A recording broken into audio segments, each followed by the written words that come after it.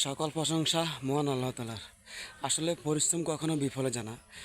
আমার অবস্থা দেখে বুঝতে পারতেছেন আমি এখন আমার পেঁপের বাগানে পরিশ্রম করা অবস্থা। আসলে আমি প্রায় সময় আপনাদেরকে ভিডিও দিই, পরিশ্রম কখনো যে বিফলে যায় না, এটা আসলে সঠিক। এই যে দেখেন, আমি কিন্তু অনেক পরিশ্রম করে একটা পেঁপের বাগান গড়ে তুলছি। দেখেন চারিদিকে শুধু পেঁপে আর পেঁপে, বুঝছেন, শুধু পেঁপে আর পেঁপে। আমি আপনাদেরকে দেখাইছিও, আমি কয়েকবারে পেঁপে বিক্রি করছি। এখনও যে পেঁপেগুলো আছে, আমি চাচ্ছি যে এই যে বড় বড় পেঁপেগুলো, এই দেখেন, এই বড় বড় পেঁপেগুলো আমি চাচ্ছি যে এই বড় হওয়া পর্যন্ত, মানে পাকা পর্যন্ত আমি এগুলা রাখি দিব। আর ওইদিকে কিছু পেঁপে গাছ আছে, সব গাছ মানে পেঁপে বিক্রি করে ফেলছি, আরও কিছু গাছ আছে ওইগুলো বিক্রি করে দেবো।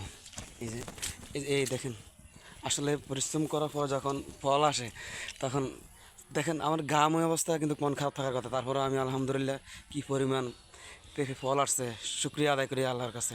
মানে আমি এত পরিমাণ ফল আসছে বলার মতো না। কিছু কিছু গাছে মানে বাঁশ দিয়ে রাখছি, ওই ওই গাছগুলো আবার বাঁশও কাইতে পড়ে গেছে। তো আলহামদুলিল্লাহ, আসলে দেখেন এই যে আমার পেঁপে ফলগুলা, এই যে একটা গাছের মানে ওই যে ঝড় তুফানের সময় আগা ভাঙি গেছে, কী জানি পড়ছে। এখন দেখেন এই গাছটার মধ্যে কতটাই পেঁপে ধরে রয়েছে দেখেন, আলহামদুলিল্লাহ। আসলে আমি প্রায় সময় আপনাদেরকে ভিডিও দিয়ে বলি, বাইরে আপনারাও করেন, পরিশ্রম করেন। এই পরিশ্রম করার পরে আসলে এই বিক্রি করাটা বড় কথা নয়, এসব জিনিসগুলো দেখলে মন এমনি ভরে যায়। আমি আসলে এই পেঁপেগুলো দেখলে আমার এমনি মন ভরে যায়।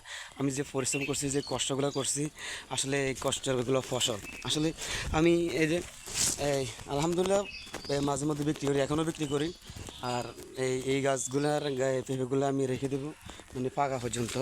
তো পাকলে তখন আবার বিক্রি করবো। দেখেন এক একটা পেঁপে কত বড় বড়, এই যে অনেক বড় পেঁপে, এখানে আমি বাঁশ দিয়ে রাখছি। তারপরও এখানে অনেক পেঁপে ছিল, নিয়ে গেছি, কিন্তু এই বড়গুলো রেখে দিছি, পাকলে যাই বিক্রি করব।